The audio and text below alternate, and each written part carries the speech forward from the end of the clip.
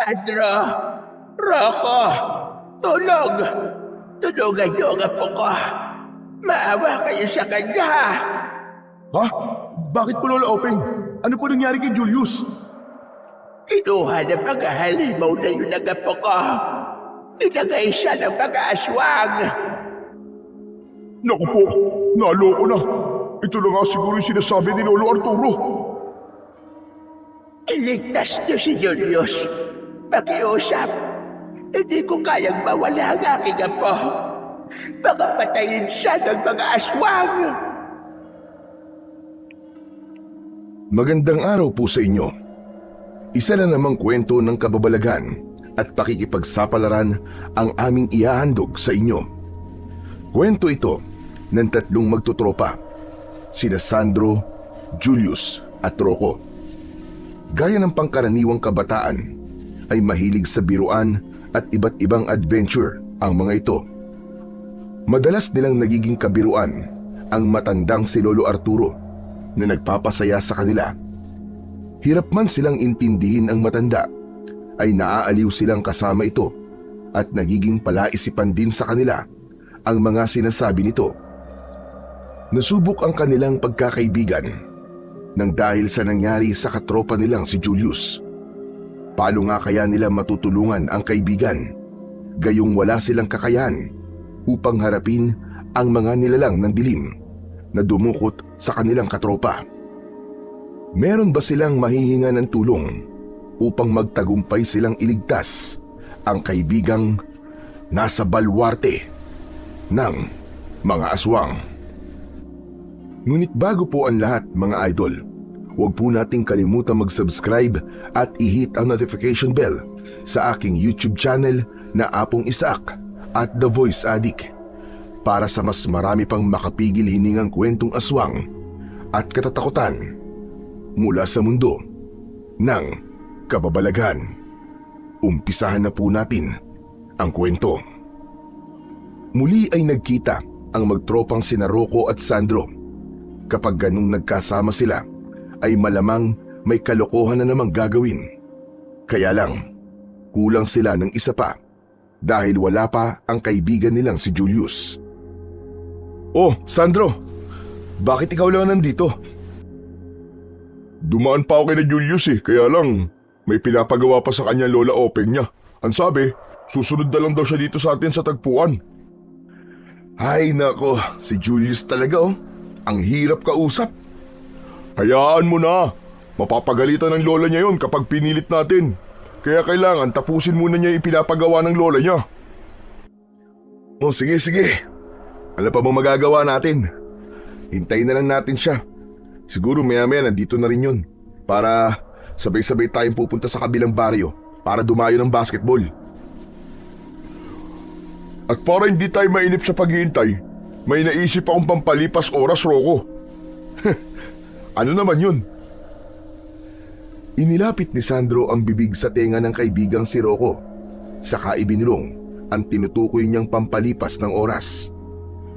Tila kumislap ang mga mata ni Rocco pagkaraang sabihin ni Sandro ang kanyang naisipan. O ano, tol? Game ka ba sa trip ko? Oo naman, game na game ako dyan, tol. Tara na, balikan natin. Nagkakasayahang lumakad na ang dalawa. Babalik na lamang sila sa kanilang tagpuan mamaya para balikan si Julius. Habang naglalakad ay nag-uusap ang magtropa. Sure ka ba, tol, na ganitong mga orasyon? Oo, Rocco, kabisado ko na dahil madalas kong makita yun Pagkatapos ng ilang sandaling paglalakad ay huminto na ang dalawa. Nakatanaw sila sa nag-iisang kubo. Nandito na tayo, Sandro. Kaya nga gawin na natin. Hay ng kanilang batalan. Katabi lang ng kanilang kubo. Tsak, naroon na si Teresa. Mas lumapit pa ang magkaibigan sa batalan o paliguan na malapit sa kubo na kanilang natatanaw. May lagaslas ng tubig, Sandro. Mukhang tama ka nga.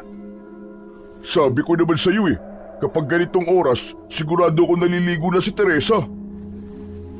Isang magandang babae si Teresa na apo ni Lola Goyang na may kasungitan. Maraming binata ang nagkakagusto kay Teresa. Isa na roon si Sandro na humahanga rito. Subalit ng pagkakataong yun ay nakaisip ng kalokohan si Sandro at isinama pa nito si Rocco. Plano nilang busuhan habang naliligo ang dalaga. Sabay na lang tayo, tol. Hanap tayo ng butas dun sa pinapaliguan nila. Oo, tara na. At kanina pa ako nanginginig sa pananabik eh. Umikot na ang magkaibigan sa may batalan upang humanap ng butas na kanilang masisilipan. Hanggang nakakita ng butas na sapat para makita nila ang nasa loob ng paliguan. Ang unang sumilip sa butas ay si Rocco. Teka! Ang dilim, Sandro! Ano bang madilim, Rocco? Araw na araw. Sasabihin mo madilim, ikaw talaga oh. Yun ang nakikita ko eh. Madilim nga. Teka, ako nga. Baka naman mali lang ang tingin mo o nakapikit ka. Teka, madilim nga eh. Pero, sandali. Parang may maputi na rin. Oo, tama. Parang may maputi na rin ako nakikita. Sipatin mo maigi. Naririnig ko na yung bagsak ng tubig eh. Ayun. Ay, oo nga. Nakikita ko na, Rocco. Ayos! Talaga? Uy, ako naman. Huwag mo suluin na makita ang langit. Pasilip din ako sa langit na nakikita mo. Chong, puro ng talahi bandaan papunta ng langit. Ako naman. Bilisan mo. Umalis sa kanyang pwesto si Sandro upang pagbigyan si Rocco. Agad namang idinikit ni Rocco ang kanyang mata sa butas. Ala, bakit ganun, Sandro? Malubak at hindi pantay-pantay ang daan papunta sa langit. Huminto na ang lagaslas ng tubig. Tapos na sa paliligo ang nasa loob ng batalan. Biglang bumukas ang pinto nun. Gulat na gulat ang dalawang binata nang makita ang lumabas ng paliguan. Hindi si Teresa na inaasahan ni Sandro ang galing sa loob, kundi ang kanyang Lola Goyang. Siya pala ang naliligo dahil wala noon si Teresa. Kaya huling-huli ng matandang babae ang ginawang pamboboso ng mga ito sa kanya. Nagwala si Lola Goyang at nagsisisigaw pa. Hindi naman magkandamayaw si Sandro at Rocco na mabilis nang tumakbo papalayo. Hiyang-hiya sila sa mga nangyari, kaya napalitan ng pagkadismaya ang kanina'y kasabikang nararamdaman nila. Dahil nga ang pangyayaring yun ay talaga namang nakakahiya. Malamang ikakalat pa ni Lola Goyang ang ginawa nilang pamboboso. Nagbalik na ang magtropa sa lugar na pinanggalingan nila kanina. Humahangos pa dahil sa pagod sanhi ng kanilang ginawang pagtakbo. Nagsisisihan pa ang mga ito. Hey, walang iya ka, Sandro. Pahama ka talaga kahit kailan. Ano ka ba? Akalain ko bang si Lola Goyang pala ang naliligo dun? Hindi pala si Teresa. Kaya naman pala, maitim na may maputi yung nakikita kong nakaharang. Lola pala niya. Tapos parang malubak at walang kakinis-kinis. Grabe, nakakahiya yung ginawa natin, Chong. Ikaw kasi, mali ang diskarte mo. Magiging usap-usapan tuloy tayo nito sa lugar natin na nambuboso tayo ng gurang. Anak ng teteng oh, parang wala tayong taste niyan Oo nga bigla tuloy akong kinilibutan, Rocco. Kinilibutan? Bakit naman? Kasi kapag naaalala ko yung malubak na nakita ko kanina, hiyak! Ayaw mo nun? Nakita mo lang hinaharap ng pinagmulan mo? Tiraulo! Habang nag-uusap ang magkaibigang Sandro at Rocco, ay dumating ang kaibigan nilang si Julius. Nagtataka sa reaksyon ng dalawa. Hoy, ano nangyari sa inyo? Bakit parang dismayado kayo at masama ang loob? Paano? Ito kasi si Sandro at sama-sama ng diskarte. Hayag ka na naman sinisi mo na naman ako Ginusto naman natin parehas yun Teka. Ano ba kasi yun? Ikinuwento ni Rocco kay Julius ang mga nangyari. Bumunghalit ng tawa si Julius pagkaraang sabihin nito ang ginawa nila. Nakakahiya kayo mga chong. Gagawa na rin lang kayo ng kabalustugan sa matanda pa. Anong mahihita nyo doon? Pambira kayo dalawa oh. Baka mamaya bansagan pa kayong tirador ng mga gurang. Ansagwa pakinggan. Makuda pa naman si Lola Goyang. Kaya malamang bukas na bukas alam na ng buong baryo ang ginawa niyong pamboboso sa kanya. Nagkatinginan na lamang ang magkaibigang Sandro at Rocco dahil posibleng ganun na nga ang mangyari. Pero bago niyo problemahin yan, mabuti pa pumunta na tayo sa kabilang baryo para makapaglaro na tayo ng basketball. O kaya, subukan nating humingi ng sorry kay Lola Goyang. Naku, Chong, parang mahirap yata yun. Baka palapit pa lang tayo sa kanya, haribasin niya na tayo ng tungkod niya. Sabi ko nga sa inyo, sa kanya na lang yung problemahin. Ang isipin muna natin ngayon ay ang gagawin natin diskarte sa pagdayo natin sa kabilang baryo para maglaro ng basketball dahil hindi tayo dapat mapahiya doon. Umalis na nga ang tatlong magkakaibigan. Yun kasi ang kanilang banding ang maglaro ng basketball. Sa ganung paraan, nabuo ang kanilang tropahan. Hindi naman nabigo ang mga ito sa pagdayo nila para maglaro ng basketball. Tatluhan ng laban at dahil buo at solido ang kanilang teamwork, kaya nanalo sila. May konting pustahan yun, kaya masayang umuwi ang magkakaibigan. Habang naglalakad sila papauwi, ay nakita nila si Lolo Arturo, isang matandang madalas nilang pagkatuwaan dahil naaaliw sila kapag kanilang nakakausap. Mga Chong, tignan niyo, si Lolo Arturo. Aba, oo nga no. Ayos, magiging masaya na naman ang araw natin ito. Kayo talaga oh, pagtitripan nyo na naman si Lolo Arturo eh. Nang malapit na sa kanila si Lolo Arturo, ay inumpisahan na ni Sandro ang kanyang kakulitan. May hapon! May mga hapon, Lolo Arturo! Sugod mga kasama! May hapon! Ano ka mo? May mga hapon! Magtago kayo! Bratatatatat! Bratatatatat! Hindi ko kayo tatantaran, mga hapon! Tatapusin ko kayo lahat! Bratatatatat! Nasa likod mo, Lolo Arturo! Dumapa ka!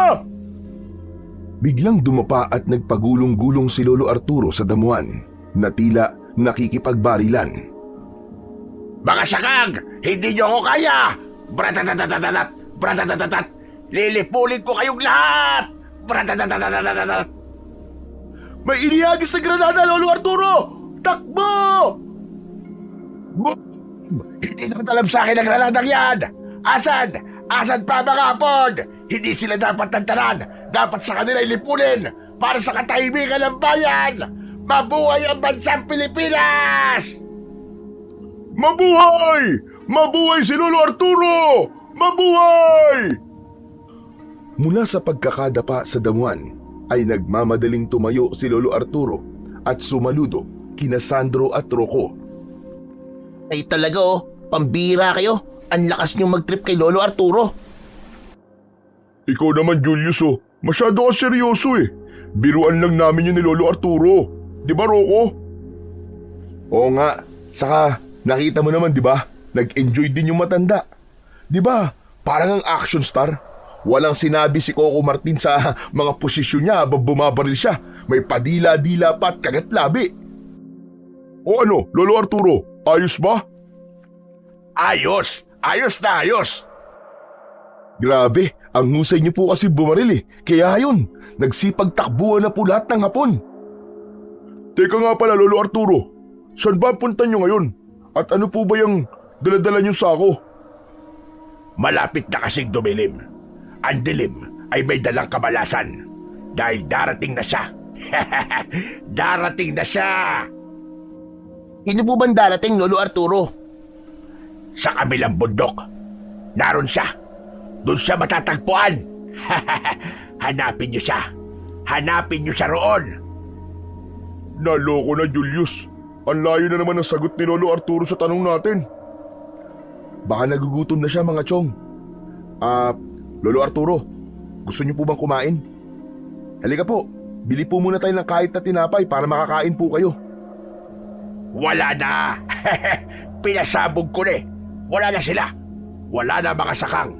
Hindi na nila magagawa pansakta ng mga kamag-anak ko. Nalipol ko na silang lahat. Patay na sila. Yari, mukhang matindi ang pagkalipas ng gutom kay Lolo Arturo ah. Buti pa, ibili na lang natin ng pagkain. Saka sa nakikita ko, gutom talaga siya. Kailangan makakain muna. Mabuti pa nga.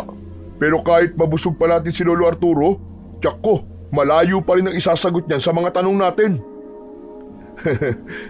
Pero may pagkakataon na maayos din naman siyang kausap at matino ang mga sagot. Oo nga, yun nga lang. Mas madalas yung sablay ang mga sagot niya. Si Lolo Arturo ay isa sa nagbibigay ng kasiyahan sa Baryo Mulawin. Sa kabila ng pagkakaroon nito ng kakaibang kalagayan at personalidad, wala namang nananakit sa kanya. Nagagawa pa ring igalang ang pagiging senior citizen nito. Ayon sa mga matatandang personal na nakakakilala kay Lolo Arturo, ay lumaban nga ito sa mga Hapon nung bata pa dahil ang tatay niya ay isang hukbalahap. Sa edad ni Lolo Arturo na nasa 80 anyos na, ay malakas pa rin ang katawan nito maliban sa mahina na ang pandinig. Isa sa nagiging dahilan kung bakit iba-iba rin ang isinasagot kapag may nagtatanong sa kanya. Naibili ng magtutropa ng tinapay si Lolo Arturo galing sa panalo nila sa paglalaro ng basketball ang kanilang ipinambili. Pagkatapos na ibigay sa matanda ang biniling tinapay, ay nagpaalam na sila sa isa't isa upang umuwi na sa kani-kanilang mga tahanan. O paano mga tol? Sibat na muna ako Kailangan ko nang umuwi. Sige Chong, bukas daan na lang ako sa inyo. Oo, sige. Ikaw ang bahala. Ingat ka, tol. Humiwalay na rin ng daan si Rocco, kaya si Julius na lang ang naiwang naglalakad. Mas malayo pa kasi ang bahay nila. Binagtas na rin ni Julius ang daan patungo sa tirahan nila ng kanyang lola Openg. Tanging ang lola na lamang niya ang kanyang kasama sa bahay dahil may kanya-kanya ng pamilya ang kanyang mga magulang. Nag-iisa siyang anak at may bago na ngang pamilya ang mga ito. Hindi sumama si Julius sa sino man sa mga magulang niya, kundi pinili niyang maiwan sa kanyang lola Openg. Hapon na ng mga oras na yon, nagsisimula ng dumilim. Tuloy-tuloy na pumasok ng bahay si Julius. Mula sa pinto ang kanyang binuksan, ay agad siyang nakarinig ng mga hikbi. Merong umiiyak. Nagdiretso siya sa kusina kung saan galing ang pag-iyak. Ganun na lamang ang pagtataka at pagkabahala ng binata nang makita niyang ang lola Openg niya ang umiiyak. Agad na lumapit si Julius sa kanyang lola. Lola, ano nangyari sa inyo? Bakit po kayo umiiyak? May dumating kanina po. Hindi ko inaasahan na bigla niyang pagdating dito. Sino po? Isa po ba kina nanay at tatay? At gusto nila po akong kunin sa inyo? Hindi. Hindi po. Hindi ang nanay at tatay mo. Iba. Nakakatakot na nila lang. Ano po? Nakakatakot na nila lang? Oo, apo. Isang aswang. May umataking aswang dito sa bahay natin. Maigit na lamang at hindi niya ako nagawang saktan. Sigurado po ba kayo, Lola? Hindi po kayo inano? O ginawa na masama ng aswang na yon? Hindi niya ako nasaktan na po. Dahil natakot siya sa asin na isinaboy ko sa kanya. Kaya hindi siya nakalapit sa akin.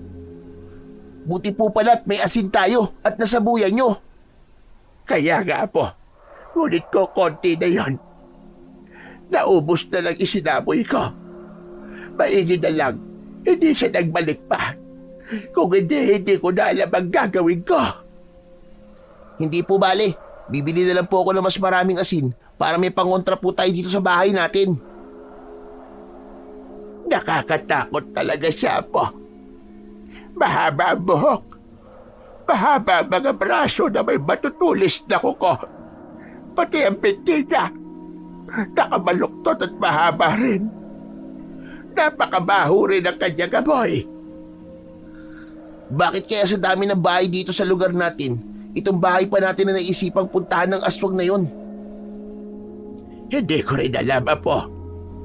Parang meron siyang hinahanap. Ano po? Hinahanap? Ano naman kaya yun? Hindi ko rin alam, Apo.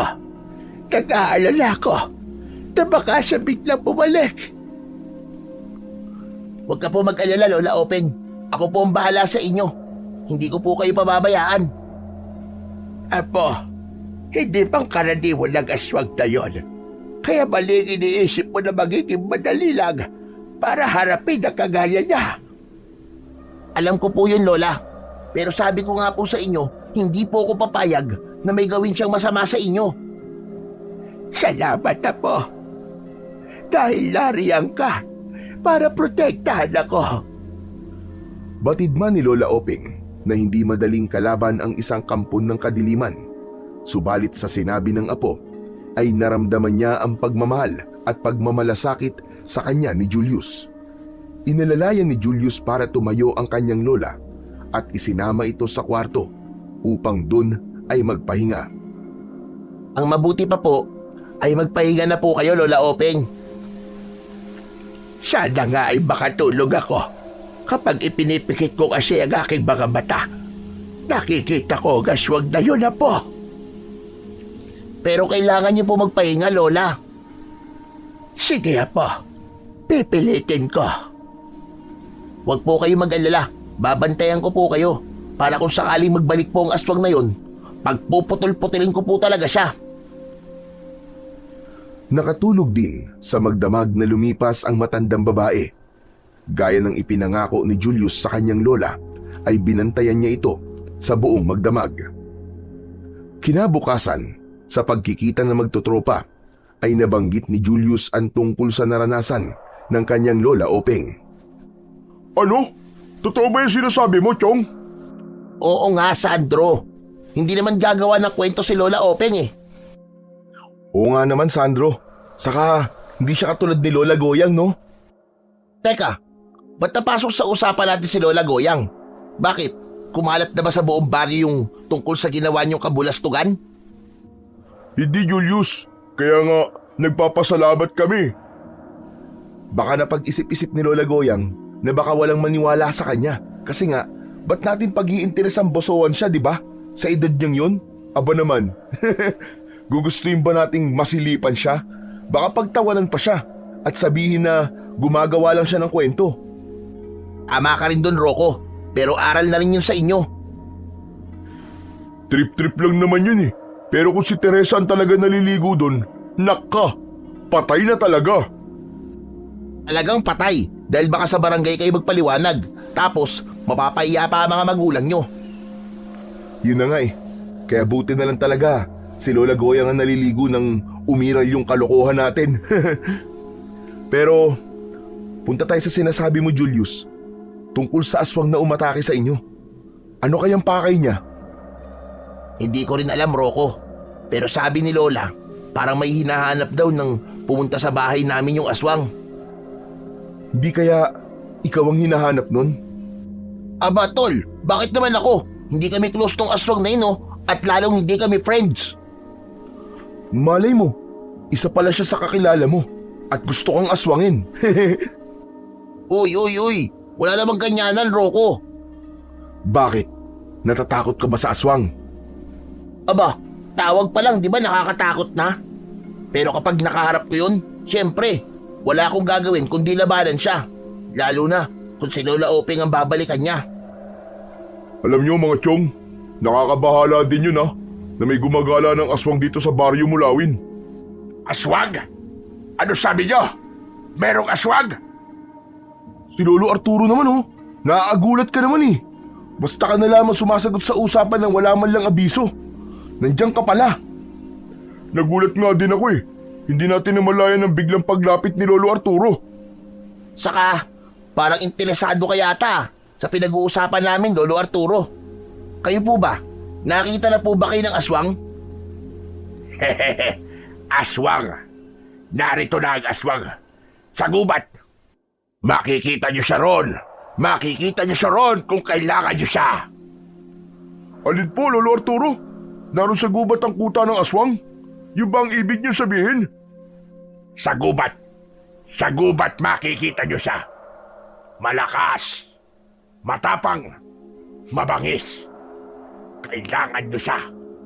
Puntahan niyo siya. Lolo Arturo, ano po bang sinasabi niyo? Bakit nasa gubat? Hindi kaya may kuta raw ng mga aswang? Doon sila nagtatago? Baka yun ang tinutukoy ni Lolo Arturo. Huwag kayong matakot. Malakas. Matapang. Kailangan niyo siya. Doon sa malayo. Doon sa bundok. Maraming puno. Maraming halaman. Naroon siya. Ay nako, si Lolo Arturo talaga oh. Ginugulo niyo po ang usapan eh. Ikaw. Ikaw nga. Bakit po? Anong meron sa akin? May aswang. May darating na aswang. Umalis ka rito. Alis! Alis ka na! Si Lolo Arturo talaga oh. Ba't niyo ako pinapaalis? Saka Lolo Arturo, si Julius po yan, tropa namin. Di ba lagi niyo namang nakikita na kasama namin siya? Hindi. Alis ka rito. Alis ka rito. May aswang. Darating ang aswang. Kaya sa gubat, naroon siya. Ang taong yon. Kailangan niyo siya. Kailangan niyo siya. Ang labo talaga ni Lolo Arturo. Ang hirap magets ng mga sinasabi. Andon sa gubat. Kailangan niyo siya. Dahil darating ang aswang. Kaya ikaw, umalis ka rito.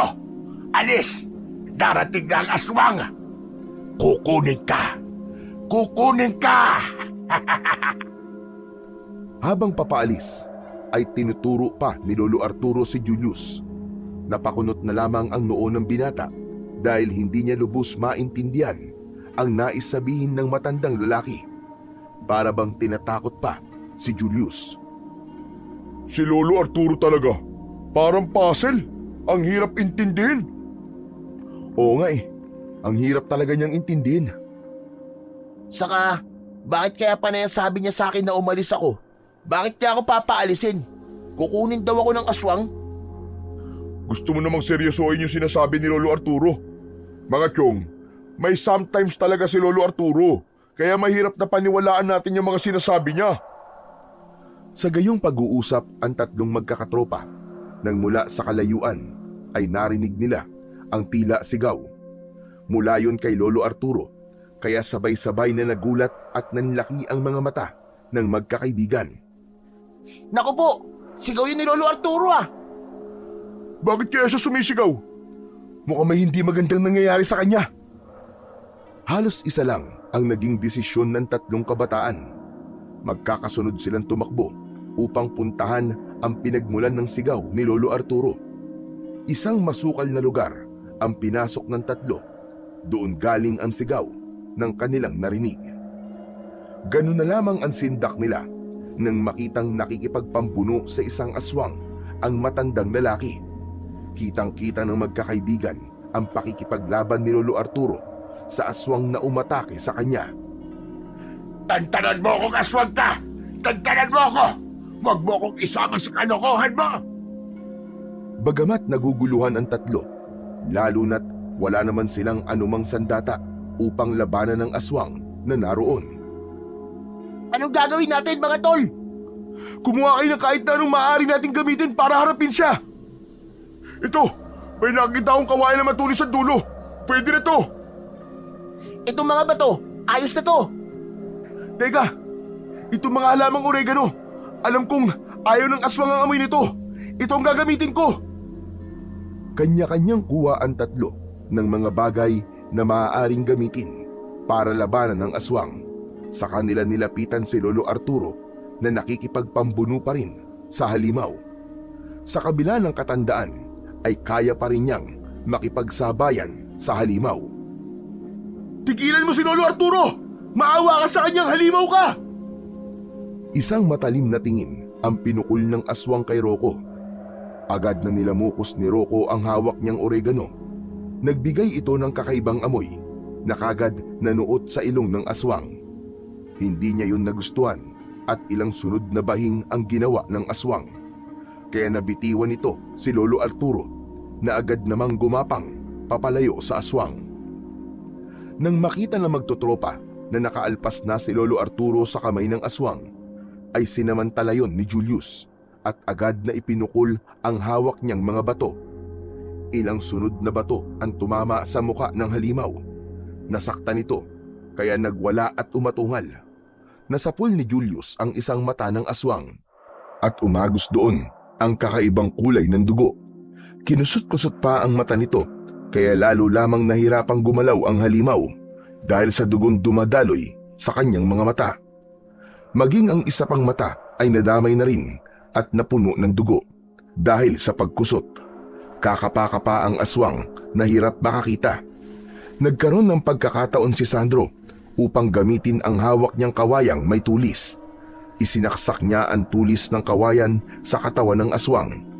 Ramdam ng binata ang hirap upang itusok ito sa katawan ng halimaw. Subalit buong lakas at puwersa niyang ibinaon yun. Pumasok ang ilang pulgadang haba ng matulis na kawayan sa katawan ng halimaw. Pumalahaw ito at nasaktan. Ipinagpatuloy naman ni Rocco ang paglamukos sa dahon ng oregano upang lumakas pa ang kakaibang amoy. Saka inihagis niya ang nilamukos na dahon ng oregano sa aswang na pumapalahaw at nasasaktan. Lalo lamang itong nagwala dahil hindi na alam ng halimaw ang kanyang gagawin. Kaya kahit tirap siya ay piniling tumakbong papalayo. Gumigewang-gewang pa ito dahil hindi makita ang daan. Sanhi ng pagdurugo ng mga mata nito. Kaya lamang pinipilit pa rin ng halimaw na lumayo dahil pakiramdam niya mapapahamak siya hanggang sa ganap nang nawala sa kasukalan ang aswang. Nag-aalalang nilapitan na magkakaibigan si Lolo Arturo. Naawa sila sa kalagayan ng matandang lalaki. Nagkaroon ng mga kalmot at sugat sa muka na kagagawan ng aswang na umatake sa kanya. Kumusta po kayo, Lolo Arturo? Darating din ang panahon na magiging masaya tayo at payapa. Lo, sabi ko po, kumusta po kayo? May masakit po ba sa inyo? Tol Julius, huwag mo nang pilitin na sagutin ka pa ni Lolo Arturo. Mukhang okay naman siya eh. Mabuti na lamang at nakagawa tayo ng paraan para mapaalis ang aswang na yun. Naku, Lolo Arturo, ligtas na po kayo sa aswang. Wala na po ang aswang. Aswang! May aswang! Nakita ko siya! Nakita ko! May aswang! Oo nga po, kanina lang po may aswang talagang umatake sa inyo. Pansin ko kay Lolo Arturo, kapag tungkol sa aswang, parang naiintindihan niya tayo. Oo nga eh. Bakit kaya no? Hindi naman pwedeng tungkol lagi sa aswang ang pag-uusapan natin para maintindihan niya tayo. Kayo! Ikaw! Kayo! Nasa gubat. Naroon siya. Kailangan nyo siya. Siya ang makakatulong sa inyo. Hindi niya kayo pababayaan. Sino po ba nasa gubat, Lolo Arturo? Kaya na naman po kayo eh. Kailangan nyo siya. Naghihintay siya sa pagdating nyo. At ikaw! Oh, ako na naman po, Lolo Arturo. Umalis ka na dito. Magtago ka. Darating siya. Hahanapin ka. Ikaw yon. Sino po bang hahanap kay Julius, Lolo Arturo? Kailangan ko lang umuwi. Baka dumating uli siya. Aalis na ako. Ay nako, nakakapraning kausap dun si Lolo Arturo. Pero mahalaga na iligtas natin siya dun sa aswang na umatake sa kanya. Pero saan nga kaya galing ang aswang na nakita natin kanina, no? Bakit tong baryo natin na napili niyang guluhin? Hindi dapat tayo pumayag na guluhin ng aswang na yun tong baryo natin. Kailangan may gawin tayo. Teka mga chong, ano naman magagawa natin? Saka, baka nga nakachamba lang tayo kanina na napatakbo natin ang aswang na yun eh. Baka sa susunod, hindi na natin kayanin dahil posibleng magsama na siya ng iba pa niyang mga kalahi. Ang naging engkwentro ng magtutropa sa aswang at ang ginawa nilang pagliligtas kay Lolo Arturo ay lalo lamang nagpatatag ng pagkakaibigan ng tatlo. Magkakasama na silang umalis ng lugar na yon para umuwi na. Wala silang kaalam-alam na sa mga susunod na araw ay lalo pang susubukin ang kanilang pagkakaibigan dahil sa isang pangyayaring hindi nila kailanman inaasahan. Samantala, sa kubo na tirahan ni Lolo Arturo, nag-iisa ang matandang lalaki. Gabi na ng mga pagkakataong yun at ang buwan ay sumikat na. Nagbibigay ng liwanag sa madilim na bahagi ng bahay ni Lolo Arturo ang sikat ng buwan. Tumayo siya mula sa pagkakaupo sa isang bangkito. Nakatitig sa buwan at may kung anong binubulong na tila may kinakausap ang matandang lalaki. Darating ang dilim. Guguho ang pag-asa. Lalaganap ang kalungkutan. Siya ang tanging sagot. Huwag matakot. Huwag bibitiw. At ang liwanag, katulad ng maliwanag na buwan, yun ay matutunghayan sa tamang panahon.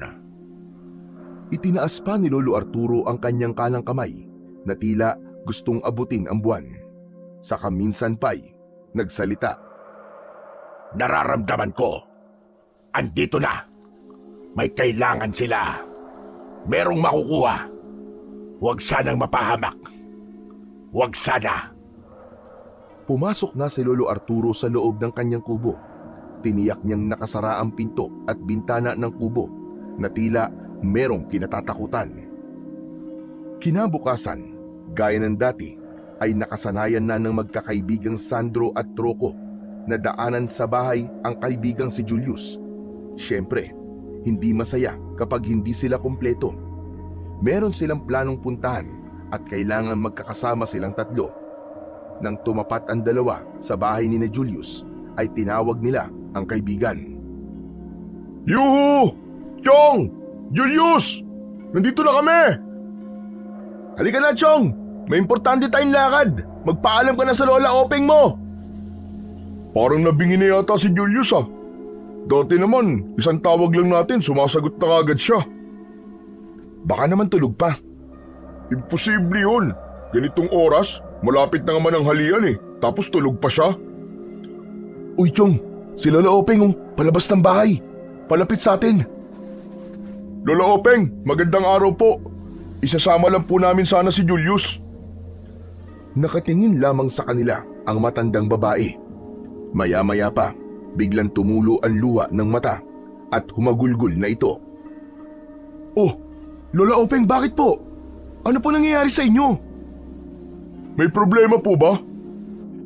Ang apo ko, ang kaibigan niyong si Julius, nawawala siya. Ano po, nawawala? Paano po nawawala? Umalis po ba siya? Iniwan po kayo? Hindi. Kagabi lang ay nandito siya. Halos sabay pa nga kaming natulog. Kaya lang pagising ko, wala na siya. Ano pong ibig niyong sabihin na wala na siya? May kutob akong kinuha siya. Kinuha siya ng mga aswang. Teka. Sigurado po ba kayo na aswang po ang kumuha sa kanya? Ewan ko. Pero yun ang kutob ko. Dahil nung nakalang araw lamang ay may aswang na dumating dito. Inatake ako para magmeron siyang hinahanap. Maigi na lamang at napaalis ko siya dahil sa asin na isinaboy ko. Pero naisip ko na baka nagbalik siya. Posible nga pong bumalik siya. Tapos kinuha niya po si Julius. Yun ka ang kutob ko. Dinala ng aswang na yun ang apo ko. Pero teka lang, Lola Openg. Bakit naman niya po tatangay ng kaibigan namin? Ano pong dahilan? Hindi ko rin alam. Pero wala akong ibang maisip na maaaring kumuha kay Julius. Kung tinangay po siya ng aswang, saan po kaya siya posibleng dalhin? Sa gubat. Sa kanilang baluarte. Ang alam ko, may baluarte na mga aswang na nakakubli sa gubat.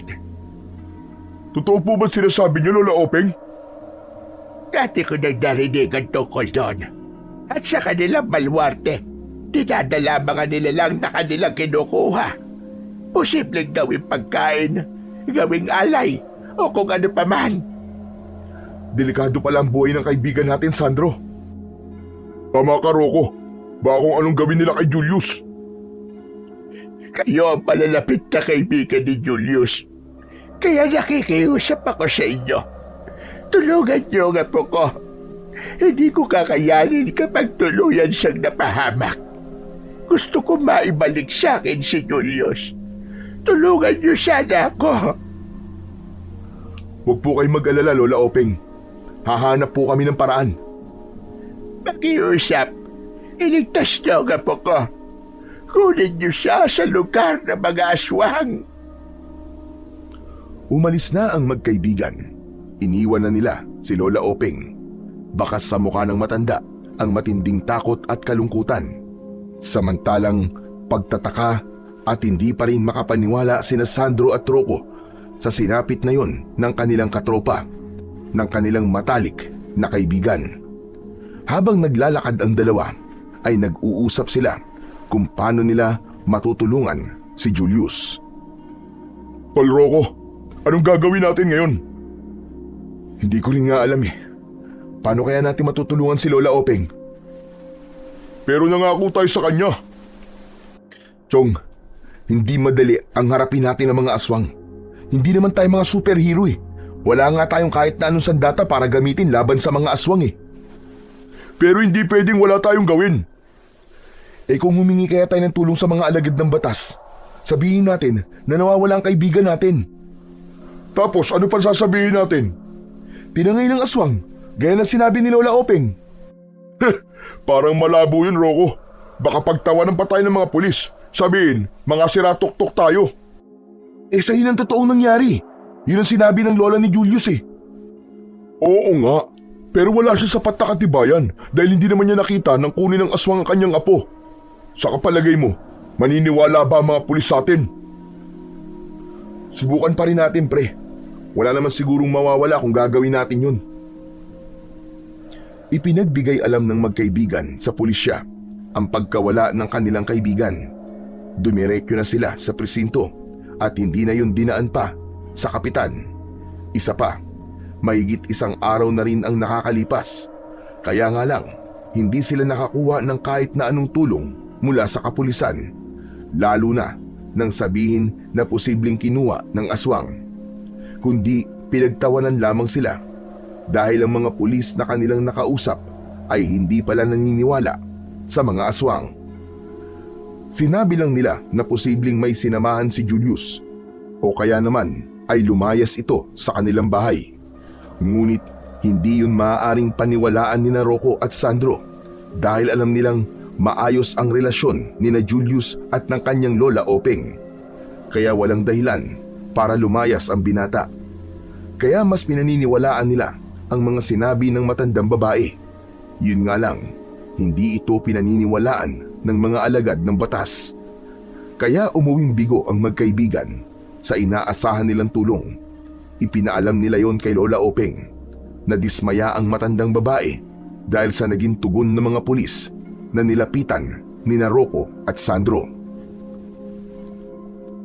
Kung wala talaga tayong maaasahan sa kanila, ano bang gagawin natin?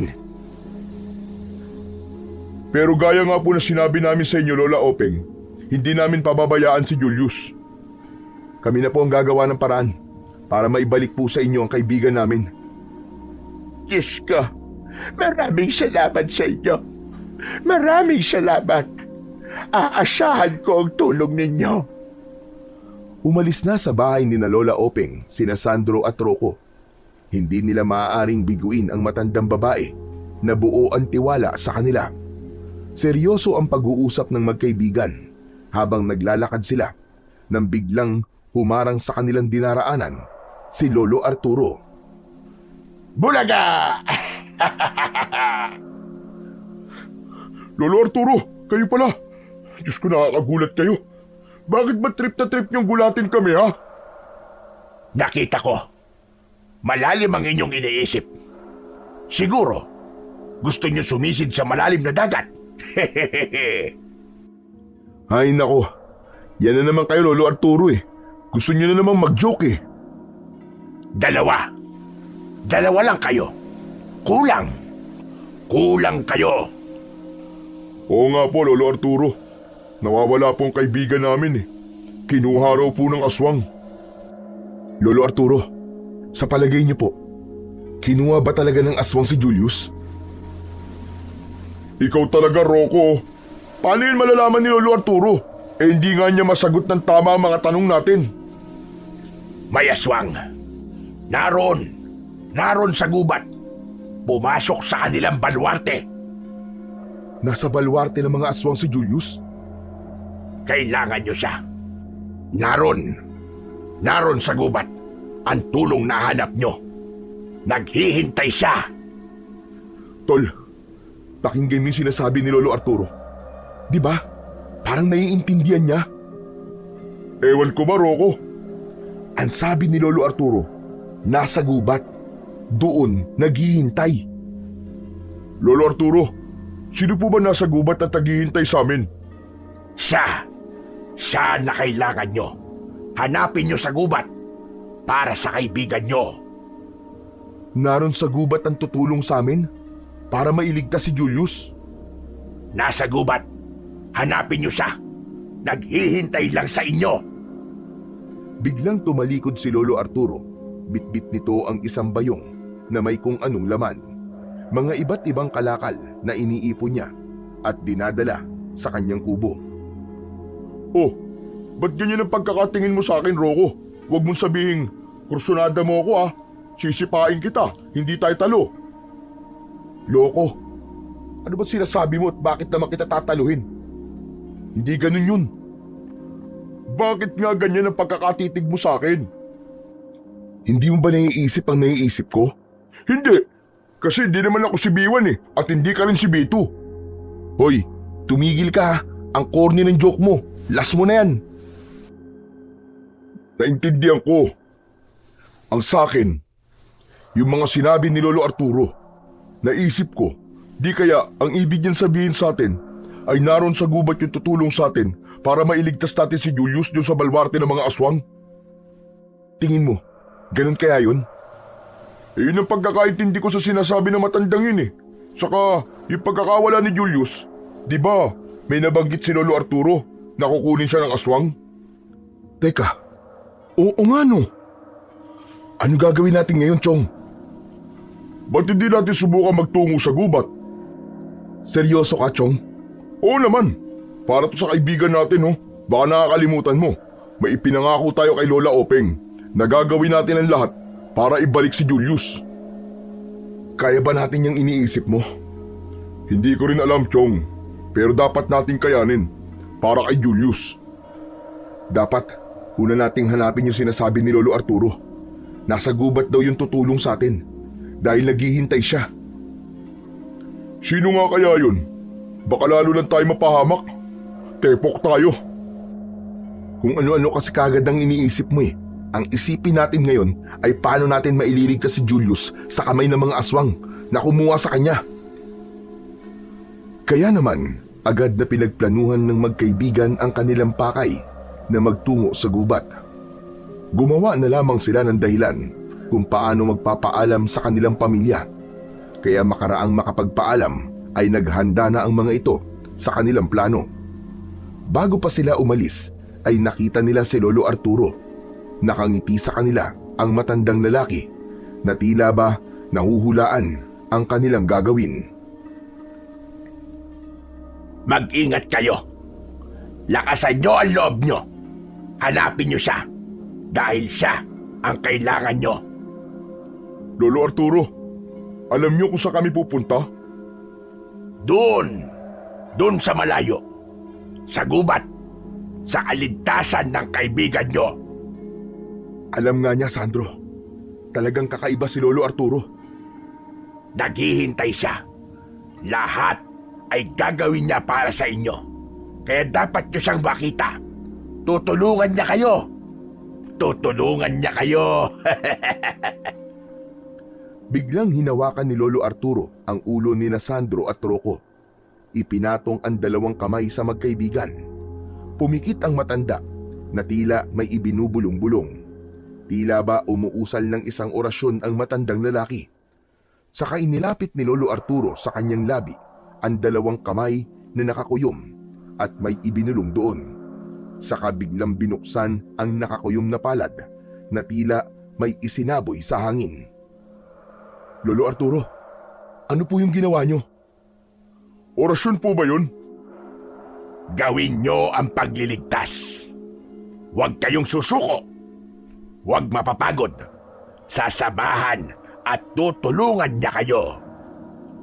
Tumalikod na ang matandang lalaki at iniwanan na ang magkaibigan.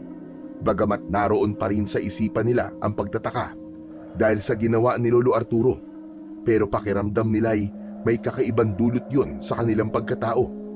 Wari bagay nagkaroon sila ng kakaibang enerhiya para maging matapang at buo ang loob sa gagawing paglalakbay. Binagtas na ng magkaibigan ang daan patungo sa gubat. Ilang oras din ang kanilang naging paglalakbay. Hanggang sa makarating sila sa lugar na may matatayog na puno. Tanging naririnig nila ay ang huni ng mga ibon at mga kulisap sa gubat. Ito na kaya yung gubat na pakay natin? Sa tingin ko, mukhang nandito na tayo. Madalas na rin punta ng iba't ibang tao ang lugar na to. Tignan mo, may mga balat ng pagkain ang nagkalat dito. May mga naiwan din lata ng pagkain. Siguro may mga nagtotroso na pumupunta rito o kaya mga nangangaso o nauhuli ng mga ibon. Napahinto sa pag-uusap ang magkaibigang Sandro at Rocco nang may marinig silang tila nagtatakbuhan. Chong, may iba pa nga nilalang na narito sa gubat. May mga yabag at parang merong hinahabol. Papalapit dito sa kinaroroonan natin. Dali, dito na muna tayo, Rocco. Magtago na muna tayo dito. Hindi natin alam kung ano o sino sila. Nagkubli sila sa makakapal na halaman na tumutubo sa pagitan ng malalaking puno. Sa kinaroroonan nila ay tiyak na hindi na sila makikita. Subalit natatanaw nila ang ilang kalalakihan na tumatakbo at may hinahabol. Rocco, tignan mo. Isang matandang lalaki ang hinahabol nila. Oo nga no. At halos kasing edad ni Lolo Arturo.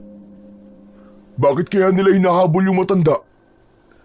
Pero tignan mo, Chong, kahit matanda na, malakas pa rin.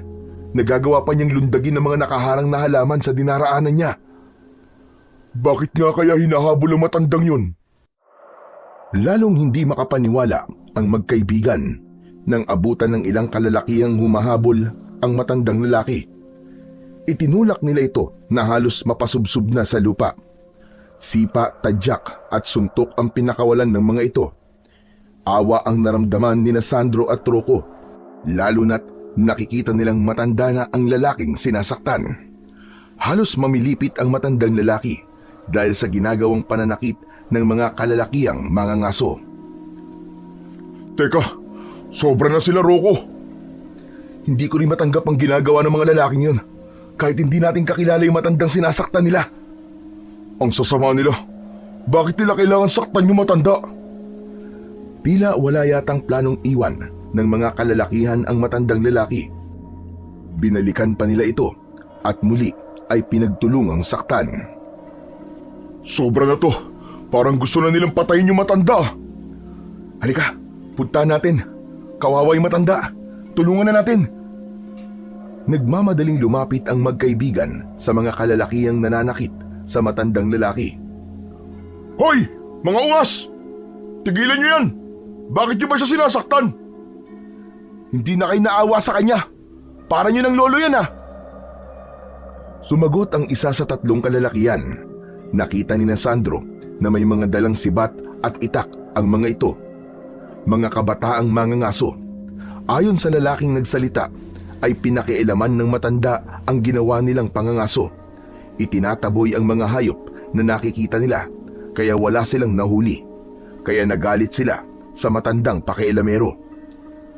Pero hindi pa rin sapat yun para saktan niyo siya. Tantanan niyo na si Lolo. Maawa kayo sa kanya!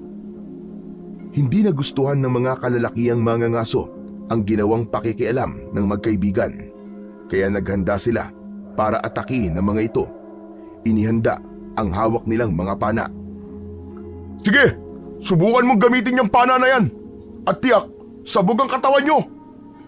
Inilabas ni Sandro ang isang lalagyan ng tubig na katulad ng isang granada. Ginamit niya yon upang takutin ang mga mangangasong kaharap. Dahil sa nakitang yun ng mga mangangaso, ay nagsipagtakbuhan ng mga ito at nagkakandarapa pa.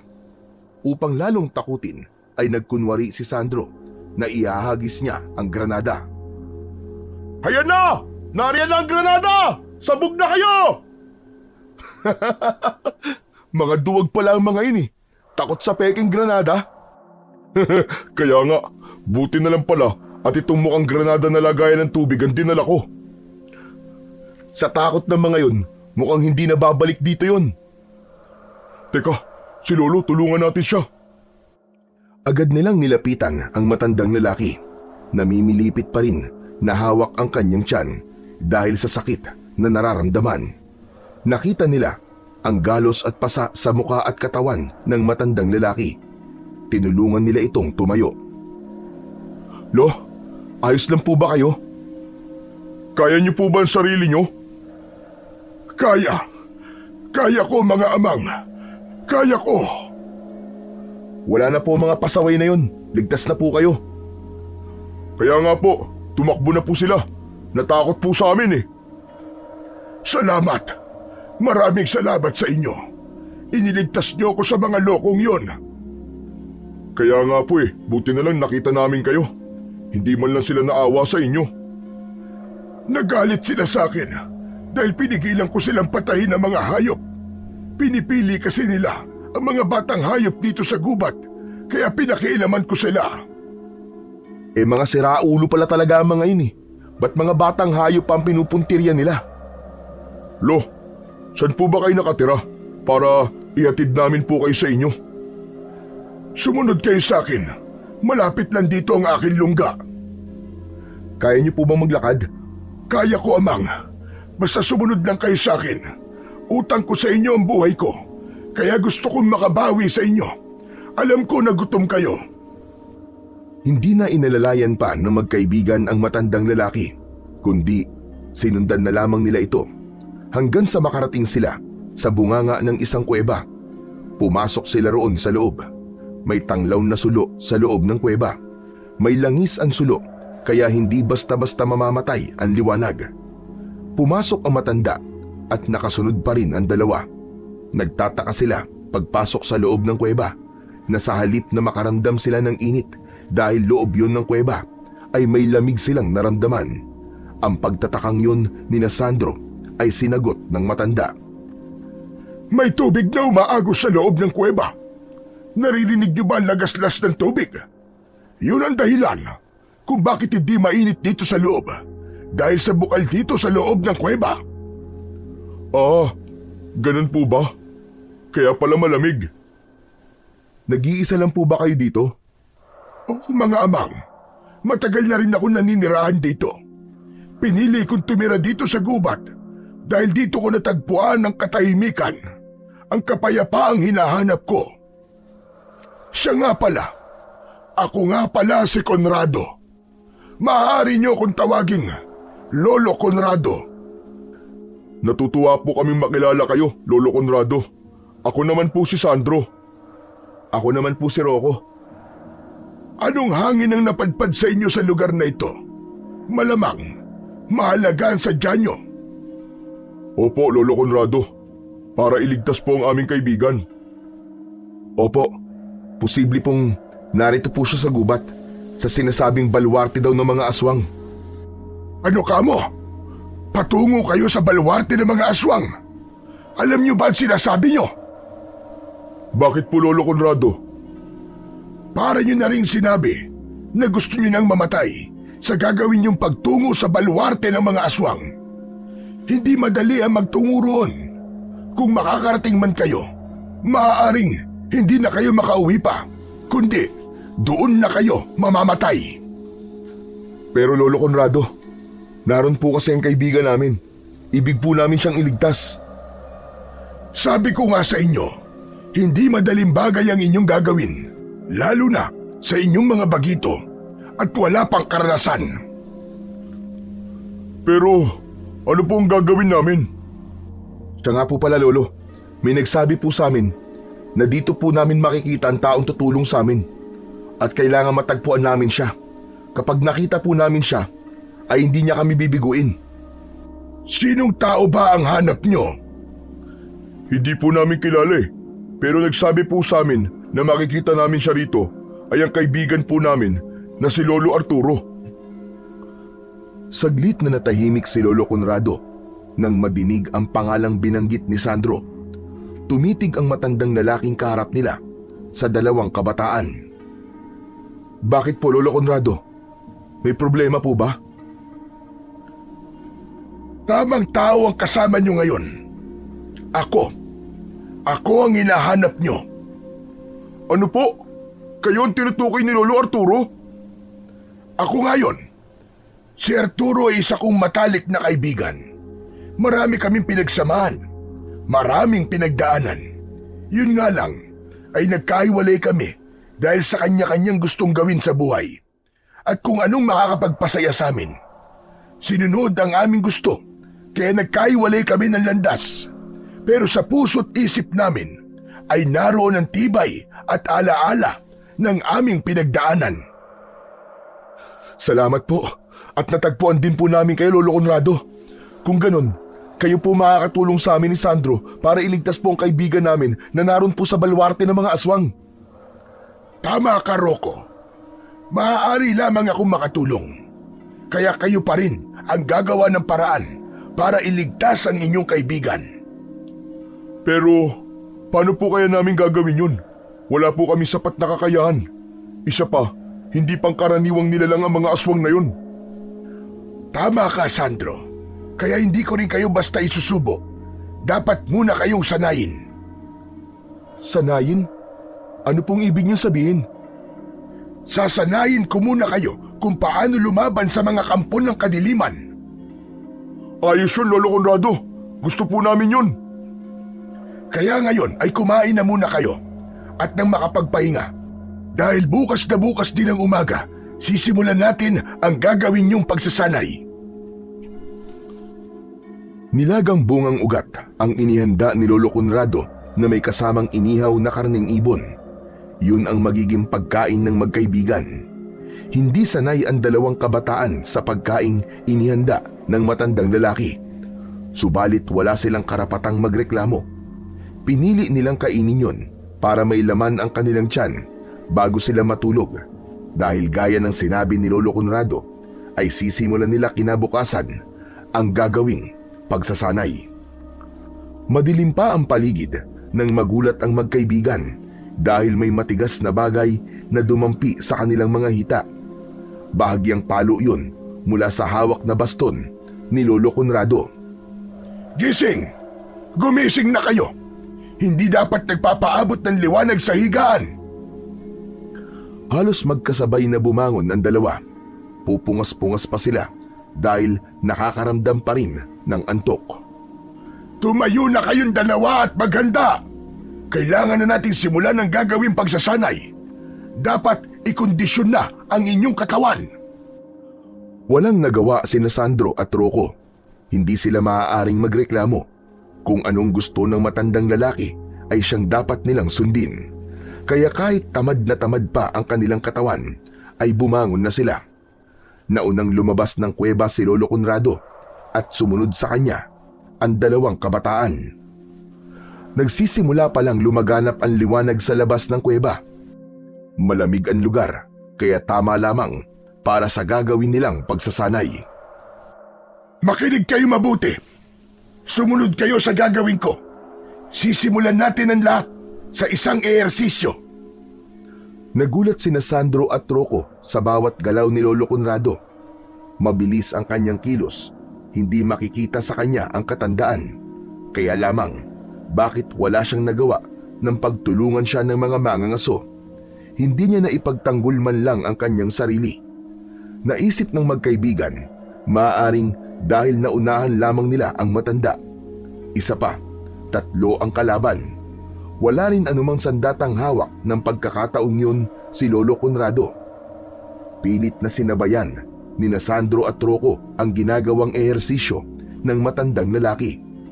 Nahihirapan sila, ngunit kailangan nilang tiisin yun, lalo na't ang itinuturo sa kanila ay magagamit nila para sa pakikipaglaban at sa pagliligtas nila sa kanilang kaibigan sa baluarte ng mga aswang. Pagkaraan ng ilang oras na pagpapakondisyon ng kanilang katawan, ay saglit na pinagpahingan ni Lolo Conrado ang dalawa. Hindi pa tayo tapos, mga iyo. Kailangan maging mabilis ang inyong gagawing pagsasanay. Dahil hindi rin tayo dapat magtagal, lalo na't hindi natin alam kung hanggang kailan ba mananatiling buhay ang kaibigan nyo sa baluarte ng mga aswang. Sana nga po, wala pa silang gawing masama kay Julius. Wala yung katiyakan. Magsisimula ang kanilang ritual sa pagbibilog ng buwan at malapit na yon dahil ilang araw mula ngayon ay kabilugan na. Sa sandaling yon, kailangang handang-handa na kayong dalawa. Pagkatapos ng ilang sandaling pamamahinga, ay bumalik sa loob ng kuweba si Lolo Conrado. Dala ang isang sako na merong laman nang lumabas ito at ibinabayon sa harap ng 2 kabataan.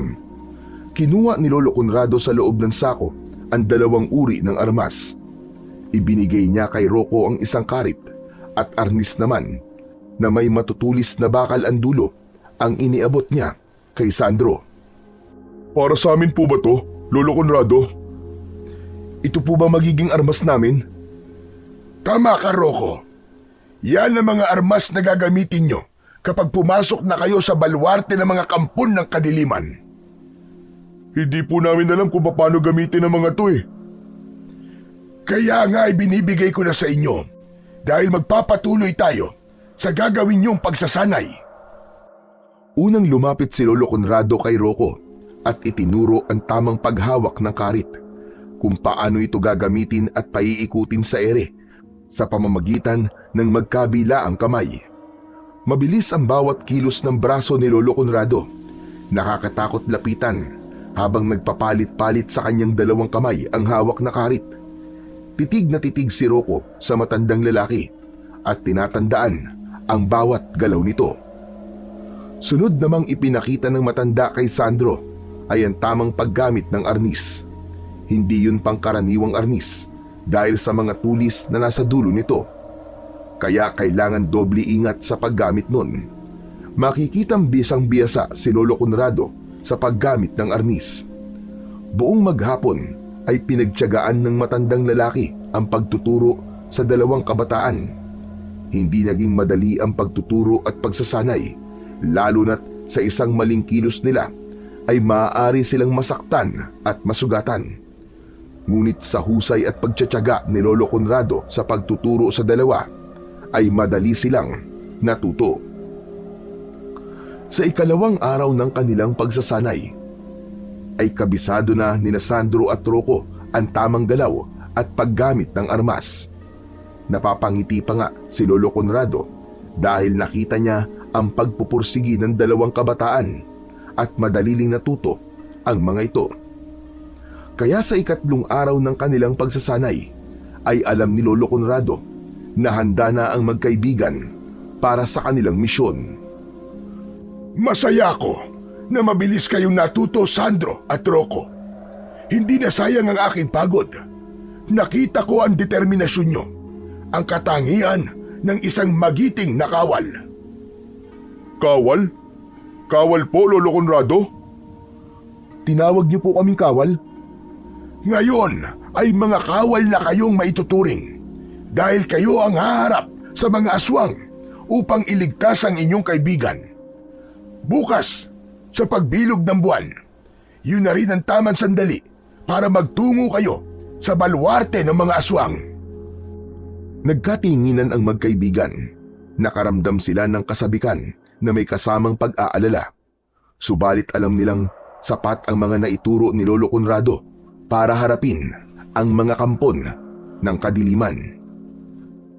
Pero hindi ko kayo basta pakakawalan na tanging sandata at kaalamang itinuro ko ang inyong dalang armas. Meron pa akong ibibigay sa inyo na mas mahalaga. Isang maliit na supot ang inilabas ni Lolo Conrado na kinuha niya sa kanyang suot na pantalon. Inilabas ang laman noon at tumambad ang pinagbiyak na maliit na bato. Isa itong buhay na bato na hugis bilog, subalit hinati sa dalawa. Para sa iyo ang isang bahagi ng batong buhay, Sandro. At sa iyo naman, ang isang kahati, Rocco.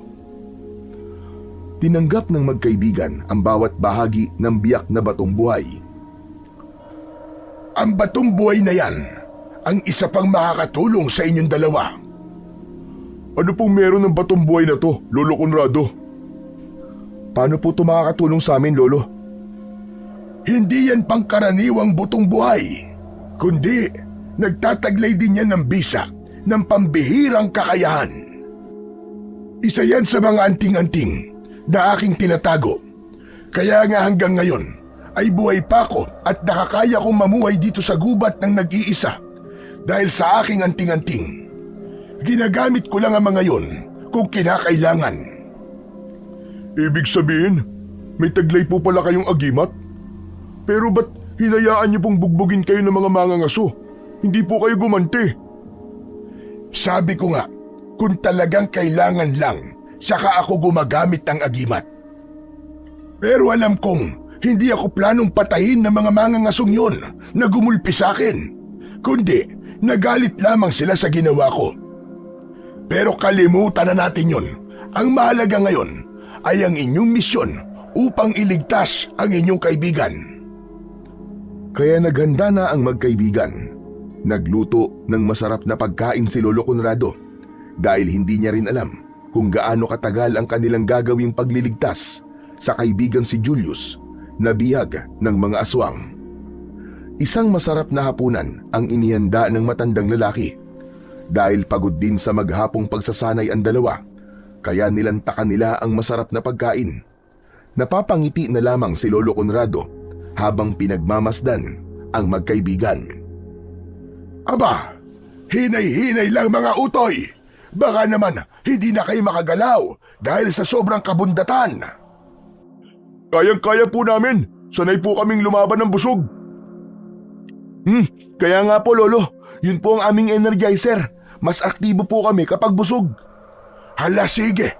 Pagkatapos kumain ay magpahinga na kayo dahil konting oras na lamang ang natitira at sasamahan ko na kayo sa daan patungo sa baluarte na inyong pupuntahan.